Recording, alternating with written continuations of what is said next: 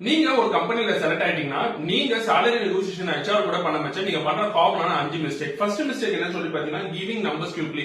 எடுத்தோன்னு வந்து எனக்கு எவ்வளவுதான் சிடிசி வேணும் அப்படின்னு சொல்லி கேட்டுறது. அவங்கள்ட்ட வந்து எது பிக்ஸ்டு எது வேரியபிள் எது வந்து டேக் ஹோம் வரும் அப்படின்னு சொல்ற இன்ஃபர்மேஷன்லாம் கேட்காமலே எடுத்தோன்னு சிடிசி டீடைல்ஸ் நீங்க கொடுக்கறது உங்க சைடுல இருந்து.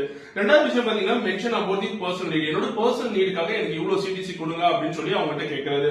மூணாவது விஷயம் பாத்தீங்கன்னா not knowing the industry standard. Industry standard படி நம்ம ஒரு கம்பெனில போய் செலக்ட் ஆகிறோம்னா அந்த கம்பெனில செலக்ட் ஆகப்ப அந்த ரோலுக்கு எவ்வளவு பே பண்றாங்கன்னு சொல்லி இண்டஸ்ட்ரி ஸ்டாண்டர்ட் படி ரிசர்ச் பண்ணி வைக்காம இருக்கிறது.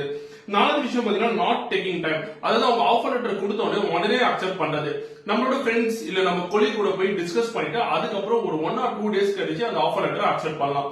அஞ்சாவது விஷயம் பாத்தீங்கன்னா மென்ஷன் அபவுட் மல்டிபிள் ஆஃபர். உங்க கையில நிறைய ஆஃபர் இருந்துச்சுன்னா எனக்கு வந்து நிறைய ஆஃபர் இருக்கு அப்படின்னு சொல்லி எடுத்தோடனே HR அந்த இன்ஃபர்மேஷன் கொடுக்குறது. இந்த காமனான 5 மிஸ்டேக்கும் salary negotiation HR கூட பண்ணாத இருங்க. தேங்க்ஸ் ஃபார் வாட்சிங் video. It's by from Manikandan.